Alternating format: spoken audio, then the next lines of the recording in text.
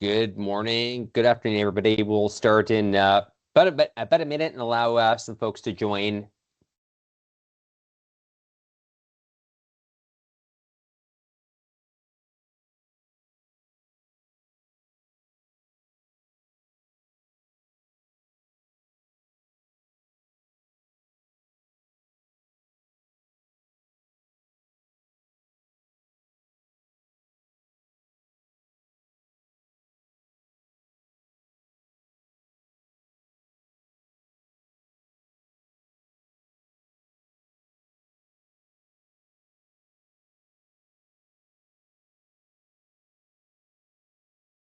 Okay, seeing as how we're a couple of minutes past the top of the hour, why don't we get started today? So, let's be honest. Passwords are an absolute headache for any end user, any organization, and ultimately, we've all been there. Whether that is forgotten passwords, endless resets, support tickets piling up, and with the cyber threats getting more sophisticated by day, traditional passwords just aren't enough to keep our data safe anymore. But what if we told you that there is a way to strengthen your security and cut those support tickets by up to 30%? That's exactly where passwordless authentication comes in. And in today's session, we'll dive into how going passwordless can protect your organization, improve user experience, and make life easier for everyone. My name is Jeff Schwalm from the Creospark team, coming live from the home of the Blue Jays in Toronto, Ontario. I don't know about you all, but it is an incredibly rainy day here. We're going to see some sun coming up over Game 6 and Game 7, I think. But most importantly, thank you for joining another Creospark webinar series. We'll be discussing strengthening your security, with password authentication. And so, before we get started, I just wanted to take a moment to, introduce Creospark, who's hosting this webinar today, and provide a little context before we get into the content. And so, ultimately, we're a team of both Canadian and US-based Microsoft 365 implementation experts, very passionate about helping our clients achieve their ideal employee experience. To go about that, we create and support great employee experiences with Microsoft 365 digital workspaces. We have a dual headquarters both in Toronto, Ontario, and in Davis, California, which allows us to, meet our customers where they are, transact in local currencies, and ultimately understand, the who's who in the zoo in the local market. Three main solution areas that we go to market with presently today. So the first is modern work. And the purpose here really is to make sure organizations can work from anywhere on any device and exactly the way you want, which is particularly important in this hybrid world that we're living in today post the pandemic. Moving across is our process transformation practice. This is ultimately here and geared towards helping organizations, irrespective of size, to go digital at their own space, and ultimately finding efficiencies by transferring repetitive tasks to artificial intelligence and increasing automation within the enterprise. Lastly, here is secure cloud. And ultimately, it's pretty clear, right? It helps to secure the cloud that we're working on. And we take identity and device management very seriously, really make sure that your teams are in the know for today's environment. There's a lot of saturation, a lot of vendor morass, and we help clarify what is actually going in the market to get you the best of breed partnerships and technology. But ultimately, our focus is leveraging Microsoft technologies, inclusive of 365, Power Platforms, and Azure, really to deliver these solutions for our clients. And as we progress to the next slide, just want to touch on the housekeeping before we pass to our star of the show, Colin Smith. But feel free to introduce yourselves in the chat. These sessions get better with the more interactive our participants are. And we do have several members of the Creospark team in the chat. So feel free to add any questions, any introduction, really anything that you're looking to hope to learn today. If there's any questions relating to the Q&A, feel free to raise your hand. Feel free to drop a question in the chat. Again, we want to make this as interactive as possible, and we'll address those questions as soon as possible throughout the session today. Lastly, handouts or certificates of attendance will be sent via email following this session. Within a few days' time, you'll also receive a recording and a recap blog of the content today.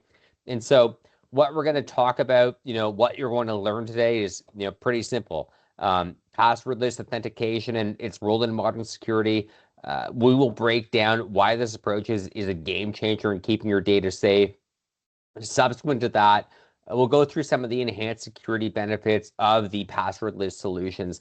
You'll see how we stack against the traditional passwords in terms of security and end user experience. And lastly, we'll look at elements beyond what security. So talking about cost savings, discussing productivity boosts. I think you're going to find that going passwordless not only helps protect your data, but also allows your team to operate and work more efficiently. And ultimately, by the end of this session, you'll have a solid understanding of how passwordless authentication can benefit your organization in many different facets. And so, before I conclude, I wanted to just make an introduction to, our speaker for the day, which is Colin Smith. Colin brings a wealth of experience in aligning technology with business needs. He's built secure networks since the 1990s. Very passionate about helping organizations use technology to reach their end goals, be it financial or technologically based. And lastly, just for a fun twist, Colin's a ski instructor. Winter is coming, and so glad we're having this webinar here in October, because I don't know if we'd see him November and beyond. So Colin, or Prem rather, I'll pass you to take a quick poll before putting it over to Colin, and we can move forward from there. So I'll stop sharing, and Colin, if you want to do that while Prem starts the poll, I think we're great to continue. All right, I'm taking over. Have you guys got my, am I now sharing or not? I'm not good. So Microsoft is being really funny today, and I'm not seeing a red window around my screen share. What are you guys seeing? Let me stop that and do it again. Well, it wasn't letting me share.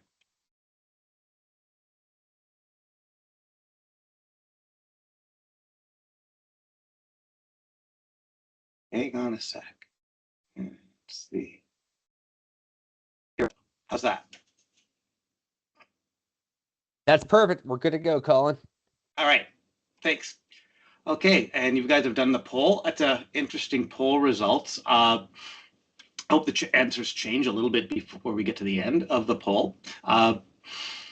Again, ask questions throughout. Happy to answer them. Are we ready to move on?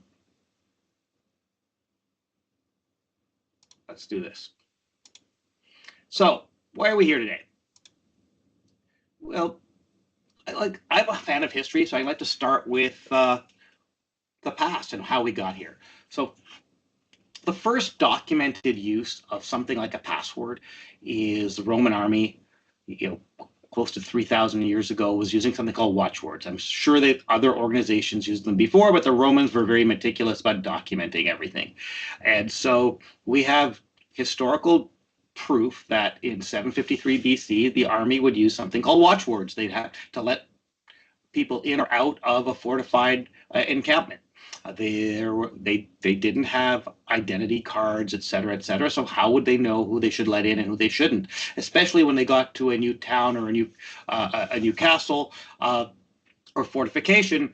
As they were traveling, they'd have to know the proper watchword to be allowed in, right?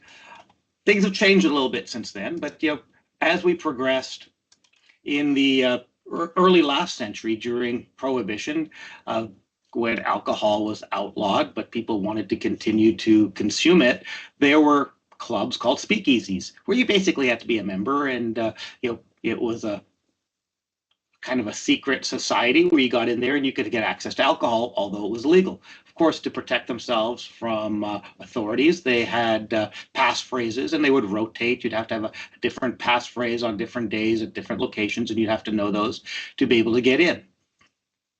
Fast forward a little bit to a more digital modern age, and in 1961, the first digital passwords were employed in MIT because they had what we later called a mainframe, but a large computer system that used time sharing and had multiple users' files and data. And this was a way of isolating them and segregating them and keeping, making sure people just had access to what they needed to have access to, just to avoid accidents, etc. Now, remember, these machines were not really connected to the internet because it didn't exist yet.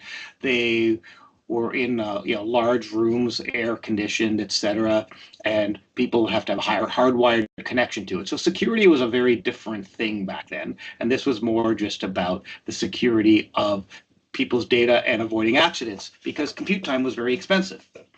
And so we want to make sure people weren't using the wrong data because that would cost a lot to redo that job. And then we fast forward a little bit. Hold on a sec. That slide was building out of order, but that's okay. So early 2000s, we found that passwords were being hijacked or stolen or used nefariously. It became more and more of an issue. And so in 2003, the concept of complex passwords, which you may have seen, having mixed case, having a special character, having a number, and having a specific length became much more commonplace. There were standards for that. And if you didn't follow those standards, you weren't considered well protected. Fast forward to today, where the average person has over 130 logins, potentially with different user IDs and passwords. And those could be associated with many, many other services, depending on what you're connecting to. But I don't know about you, I can't remember the 3 things I need from the grocery store. I don't know how I'm going to remember 130 passwords and which ones they connect to, right? People have password overload. As a result, people are reusing the same password, and over 62% of people admit to using the same password in multiple services. That's how we got to where we are today. You can see how some of this is not as secure as it could be. But what's next? What can we do better? So just a little bit of a background. Everything I talk about today, this is a very, very large and complex domain. And there's lots of ways to do things, lots of ways to implement passwords and passwordless technology. So I'm going to focus just on those that most of us here will be familiar with, and that is those that are used in Microsoft Cloud environments. And Creospark being a Microsoft Cloud partner, that's our bread and butter. We do that every day. So that's where we've got expert level skills that we can share with you. All right, super quick. How do passwords work, right? So typically you'll have a person who has an account, and that account is going to have a user ID associated with it. You'll go to a device that's connected to the service that you want to access, and you'll get challenged with a user ID prompt. And with that, you'll need a password. So those 2 things go hand in hand. You need a password plus a user ID plus a valid password.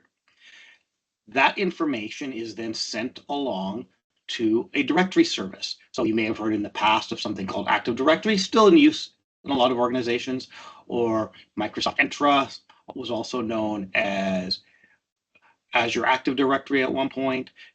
Whether it's Google or Meta or Apple, those credentials get passed along and validated somewhere centrally. And if the user ID and password match, then you've passed that verification step and are potentially granted access to an environment or a system or a service. That's how traditional passwords work. And they still work like that today. The key takeaway here is that they're typically validated away from where the user is. Okay, keep that in mind as we talk about that. Okay, so I think So what is passwordless authentication? Let's go to that next slide. Well, passwordless, as the words imply, means any form of authentication that doesn't require a password. So just having a user ID with no password is potentially passwordless, so that's not necessarily more secure. So what I'm going to focus on for the rest of this presentation is secure passwordless methods, things that actually increase the security over just a user ID and password combination. So things we'll talk about: PIN or picture password, grid cards, biometrics, things like that. So when I'm talking about passwordless for the rest of this presentation, that's what I'm talking about, right? Just so we're all on the same page and have that level set. Are we good? Are there any questions so far? None in the chat right now, Colin. All right, let's keep it going. Okay, so how does passwordless authentication work? Methods are typically at least two-factor, meaning you need two things. You need a passkey and something else. Usually a biometric or a PIN are the two most common. So what is a passkey? I'm going to talk a little bit more about that on another slide. But a passkey is a piece of a PKI or public key infrastructure. PKI is very complex. Some of you that work in the field would know that. I'm not going to spend a lot of time in that. We can talk about that offline if we need to. But the idea of a public key, private key is it's two halves of a key. One that you can share the public key. And the private key, as you might expect, is kept private. But the two together give you the cipher that you need to be able to access something. So that's how I can validate who someone is. So when we talk about public keys, that is the piece that Google or Microsoft or Meta would have. And the private key is something that we store securely. For our cases, I'm guessing everyone here has a cell phone of some sort, right? And most modern cell phones, I would say any modern cell phone that is running a supported operating system along as a smartphone has some kind of biometric, whether it's a fingerprint or a thumbprint or facial recognition, or they all support PINs. All of that information, by the way, is stored in a secure enclave or similar. So if you've got an iOS device, Apple calls it a secure enclave. If you've got a Windows PC, it's called a trusted platform module or TPM. If you've got a Samsung device, they use Knox. If you've got a Google device, they use something called Titan M, but they all essentially do the same thing. It's a piece of hardware that stores your private key. It's supposed to be unalterable and unbreachable. The moment it's breached, everything in it is destroyed. So that's the theory. I'm sure someone somewhere can find a way to breach it because they've got new versions coming out, but it's very, very difficult to steal that private key. And the point of this is it's all stored locally. It's not going across the internet somewhere else to be validated. So if you've got your cell phone, that validation of your thumbprint or face is done locally. Same thing with your PIN. PINs are validated locally. So when you look at things like your credit card that you put in your phone wallet, right, your Apple Wallet or your Google Wallet, as an example, it's actually more secure than just your credit card on its own, because I lost my credit card, somebody could go tap it somewhere and potentially transact. If it's in the wallet of my phone, they would need the biometric or the PIN of the phone as well in order to access that wallet. So it becomes an extra layer of security. Does that make sense? I'll talk a little bit more about passkeys as we go through this. Again, just wanted to reinforce that it's a local validation and you have to physically have access to the device. And that'll come in handy as we talk a little later. So what are some kinds of passwordless tools? Many of these are passkey based and some of them are not. So we've talked about facial recognition, we've talked about PINs, we've talked about fingerprints and thumbprints. There's other things like Authenticator apps, Windows Hello, which uses a combination of facial recognition, picture password, and other biometrics, iris scan, etc. Then there's some low-tech methods like grid cards, which you may have seen, right? And YubiKeys, which are ultra-secure specialty devices. That's the type of stuff we're talking about today. But you don't have to use third-party tools. And we'll spend a little bit more time talking about that later. So people ask, can't biometrics be hacked? Well, yeah, they can, but just like as can a password. The point is, with modern technology, using some of the higher end devices we're talking about, it's very, very difficult, time consuming, and takes a lot of effort to fake out biometrics, right? And you still need to get the device. So I'm probably going to notice if my cell phone is missing. I'm probably going to notice even more quickly if my thumb is missing and someone's trying to use that for a thumbprint. So you'll know very quickly, and it's a lot of effort, right? I'm going to share with you a video. This came out, over 10 years ago, and it's still valid today. And this is about Windows Hello when it first came out. Let me know when you see that.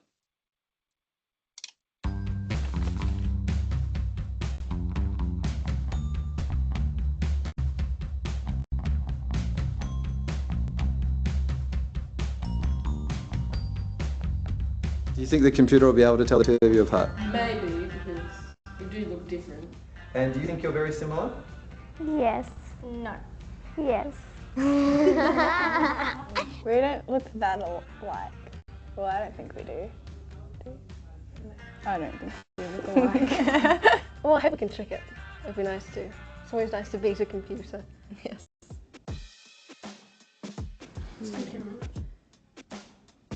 All set. We'll just test that it works. Yep, it's got me. It's No, it just worked. It just worked? Yeah. That is awesome. Oh. Couldn't recognize you. The eyes, like the Windows eyes staring at me and it's looking for me, but nothing is happening. Still looking. No. Couldn't recognize me. Oh no. Okay, one more time. Give it one more go. One more go. Maybe if I squint my eyes more. You have squinty eyes. It's It's a little surprising actually. I thought it would have failed, but no, it was really good. It was really quick. But that's kind of good. Why? Well, say if I've got some private stuff in there. Are you relieved to know that your sister can't log in as you? I really like her. The thing is, we already share passwords. We know each other's passwords. Yeah, for a lot of things. There's really no point. All right, so there we go. That was done over 10 years ago, and the technology's come a long way. So if twins couldn't beat it then, I think it's going to be even harder now. So why is passwordless more secure? Well, first off, remember we talked about passwords being validated centrally at that central directory service, right? So if you think about it, you could have multiple people in multiple locations trying to hack into an account using the same account ID or user ID and trying different passwords. You don't need physical access to the service and to the device when you're using passwords. With passwordless, you need to have that device or that other factor that we're talking about, which is typically there's only one of by definition because it's a single instance store. So you've got to get that device, and then you still need to breach the device and add the other piece, whether it's a PIN or whether it's a biometric of some sort. Passwords are difficult for users to manage. We talked about that. People have over 130 passwords to remember, and they have to cycle them and change them, and they've got to be complex, and everyone forgets them, or so they use tricks to try to remember them, like Post-it notes or things like that. Passwordless is Phish-Proof. There's no shared secrets. It's something you can't call me and ask me to share my cell phone with you over the phone, right? I've got it. I can't give it to you. So you can't phish it by pretending to be somebody else that I should be able to share that with, right? Can't be brute forced, right? Can't just try a loop of every combination of letters, characters, and numbers. And here's the key, right? Passwords get stolen. We just heard this week about 183 million Gmail/Google account passwords that have been that are available for sale on the dark web, right? It's not just Google, right? So it's Gmail plus all the other Google services tied to that credential, plus all of the other services that people use their Google credentials for. That could be things like Canva. There's dozens and dozens, probably hundreds or thousands of services that are using Google as an identity provider that are now at risk. So here's the thing, passwords get stolen. The password I don't have can never be stolen. So people ask about MFA. Isn't MFA more secure? Well, let's explore that. First off, let's talk about what MFA is. MFA stands for multi-factor authentication, right? That means there's multiple factors, meaning more than one. Usually the first factor that people talk about is a password, right? Something you know, and then it's something you have. It could be an object, it could be a YubiKey, it could be some sort of other thing, but it doesn't have to be something you have. It could be two things you know. It could be a password and a PIN. It could be an SMS text that you respond to, or that sends you a one-time use key. Right? Here's the thing. MFA still relies on passwords, so that first factor is just as insecure as it was before when we're talking about passwords. So it does add an extra layer of security, so it is better. But you still have all of the trouble of managing those accounts and passwords. And I'm going to talk about that a little later. I was about to say, here's the key, but that would be a poor choice of words. Here's the essence of the message. Passwordless is multi-factor authentication. It just does not rely on passwords as being one of those factors. So it's a special case of multi-factor, right? So the example I'm going to use a lot, it's going to be a passkey plus a biometric or a PIN. Okay. Make sense?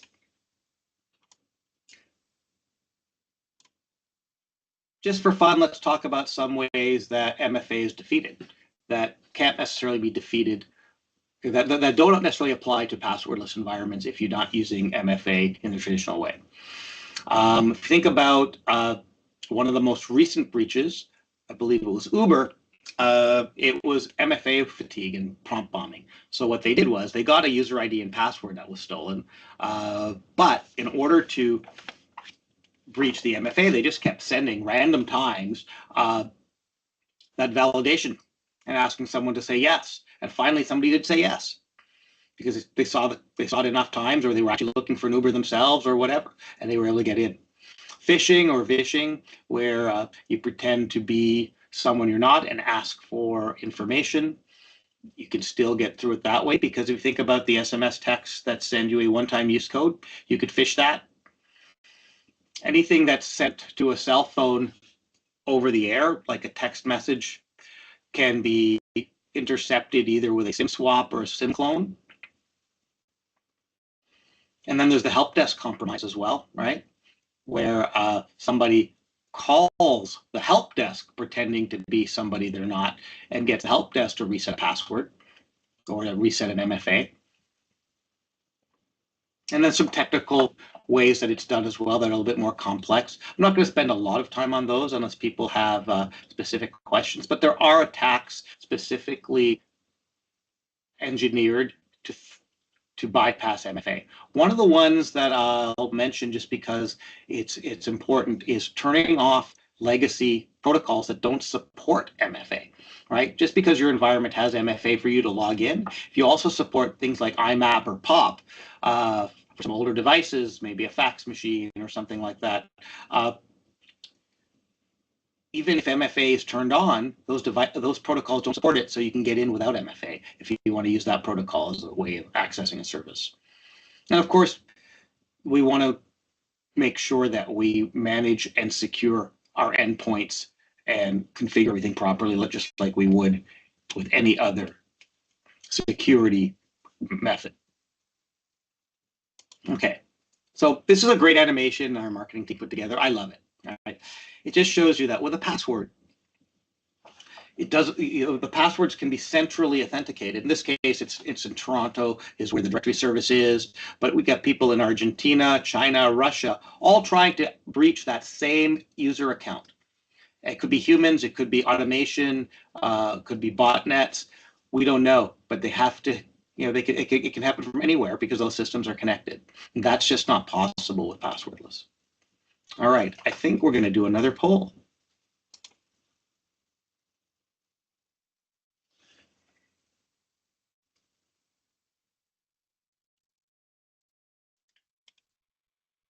So Prem, tell me when to move on because I'm not sharing that part of my screen. I'm looking at the slide deck. The poll is active right now. Okay, so let me know when to move on.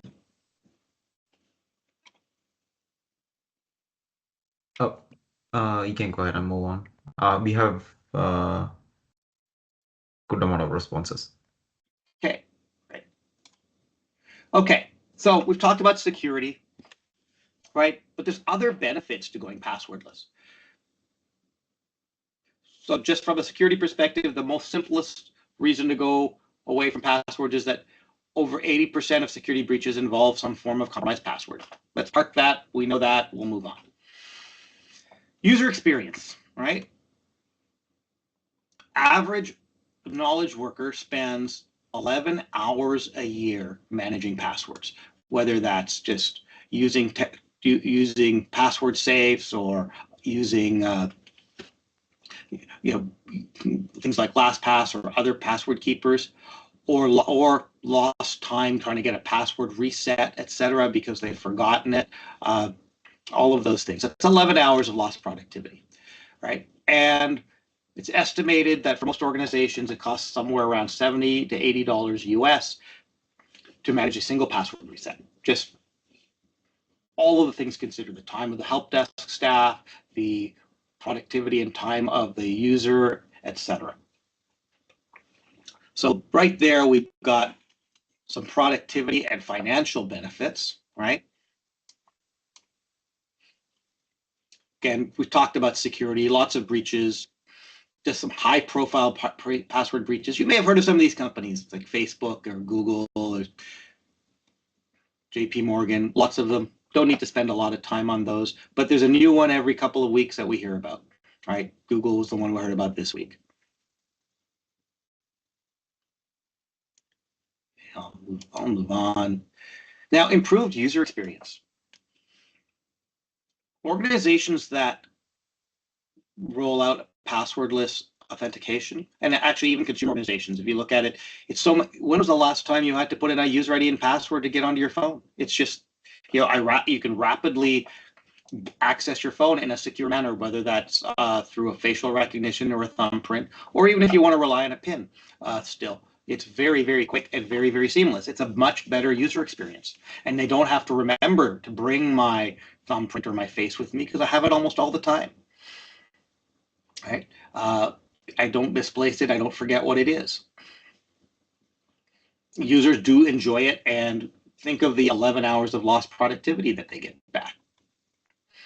One of the things I like to remind people of is that when security measures actually make life more difficult for the people that's trying to protect or the end users, they often try to find a way around it, right? So when things are more onerous, people try to avoid it. Passwordless can streamline your user experience, so you don't want to avoid it because it's the easier method. So we talked about cost and complexity, right? But also think about your own service desk.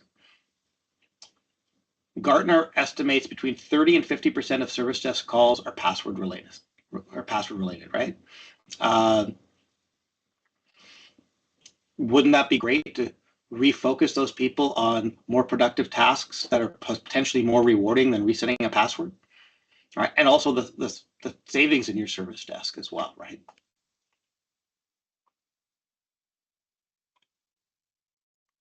All right, let's move on. So just a little bit of spectrum here. Password only, right? People can use a very simple password, right? Or a more complex password, but passwords themselves, that's a poor fort against attack, right? Password and another factor is better, right? Or fair, like using an SMS one-time login, but by the way, is easily bypassed if you need to, or a voice prompt. Better, some of the things we're talking about specifically in Microsoft world are Authenticator push notifications, software tokens or hardware tokens, and then going truly passwordless. Right? And then we want to add that phishing resistance to really get best in class.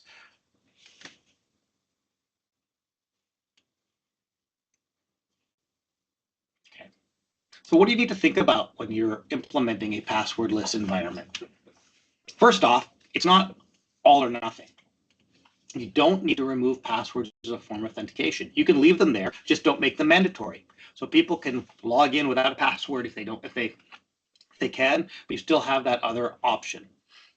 Personally, I would look at sunsetting that over time because, again, we've seen all of the issues around stolen credentials, right? And we want to remove that as a vector. Consider use case scenarios, right? If I did some work for the Canadian military and fingerprints or thumbprints or even facial recognition was not an option for them in the high Arctic, because guess what? You don't want to take your gloves off or take your mask off if it's cold out. Consider your hardware requirements, right?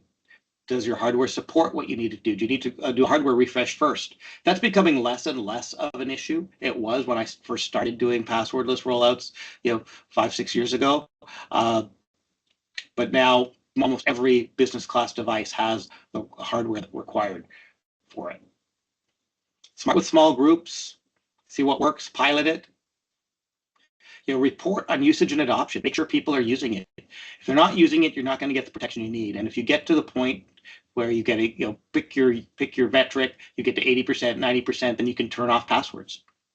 Calculate the cost savings so that you can get a pat on the back, save your organization some money, and then as you recommend new and improved security measures, your organization is more willing to accept those since there's cost savings attached. And consider for SSPR. Use that as your starting point. That's where a lot of people look at that as their first place. Very quickly, going to show you some of the things built into Entra that you can look at. This is where you turn it on, right? You could turn on Microsoft Authenticator for one group in your Entra management portal. Actually, the slide's a little old, but it looks a little different now, but you can still find it.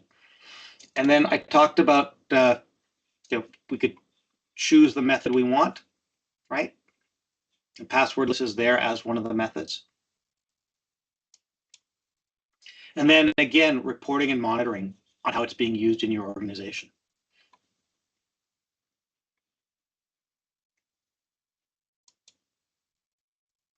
Okay, I'm going to hand it back to Jeff.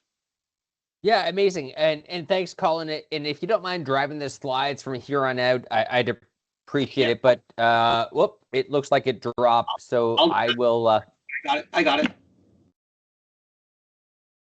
I will continue to do that. Oh, good. I think I got it covered here. So no problem at all. It'll just take a moment. Excuse me, to get back to the slide. I'm just going to move forward and click a few mouse buttons here for you folks, and we'll get a quick rewind of the presentation earlier today as I go through it. One moment, please. Just bear with me.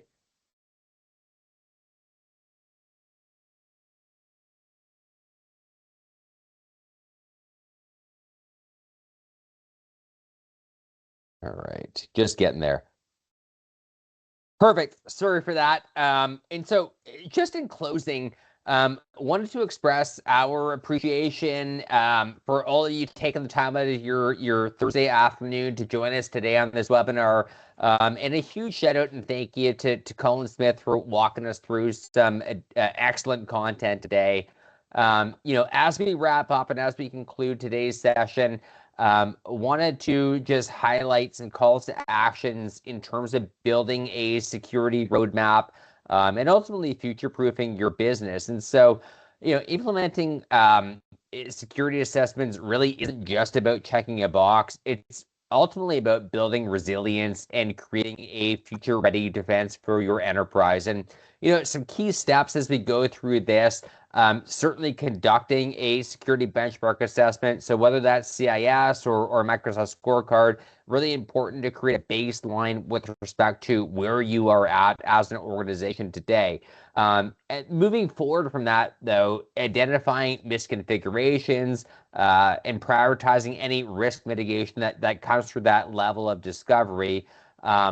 Moving on from there, implementing insider risk management to detect, any IP theft or data leakage, which is ultimately really prevalent in today's organizations, particularly as many of our information workers are at home or off-site outside of the typical firewalls and domains that exist in most enterprises today.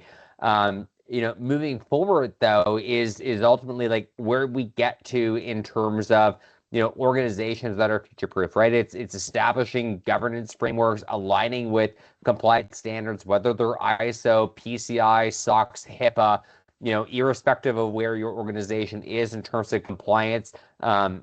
Many facets for you guys and us to support, but certainly helping you get to the end of the road and maintaining those legal frameworks. And ultimately, lastly and most importantly, automation of phishing protection, advanced threat detection, right? Most of our, threat vectors relate to end users and information workers. So really important that we're covering that off there too. In terms of next steps, many organizations are leveraging that Microsoft 365 security assessments that are proactively securing environments and avoiding costly breaches. Honestly, now is a great time. 3 years ago is a great time. Any time is a great time to start building that roadmap for sustained security and business resilience. You can't do this alone. Many customers can't. There is a immense amount of saturation, a significant amount of vendors who speak to the fact that their widgets are the best widgets and they will corral any security event that you're seeing today. We're here to help. We can navigate through that fog and bring best of breed manufacturers and technologies to your enterprise, can implement passwordless authentication for you or any derivative from there. If that is of interest for yourself or your organization, please feel free to reach out to anyone who spoke today or more simplistically, sales@creospark.com. And we will get you the right resource and the right discussion to help move from point A to point B. As we conclude today, really just wanted to share a QR code. Your feedback is incredibly valuable to us. In a general sense, the feedback that we receive from every iteration of a webinar helps inform how we can be, more present and more relevant and delivering greater content for all of our participants, whether they're, internal, external, or partners. To access that code, pretty simple. Just scan that QR from your cell phone. And once again, your participation today really contributes to the success of this webinar and the preponderance of our series. Anyone who then goes and responds to this survey will be entered into a $50 Amazon gift card draw for that. Before we depart for the day, we'll probably add a couple of minutes back to all of your Thursdays. I just wanted to quickly check if there are any questions or clarifications that you wanted with today's content, given we got a little bit more time.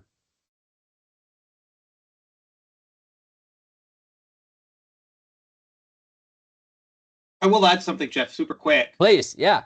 For most organizations, adding passwordless is has no hard cost if they're already in M365. Amazing. Thanks, Colin. It's a great point, right? Secure your enterprise without a significant capital cost allocation.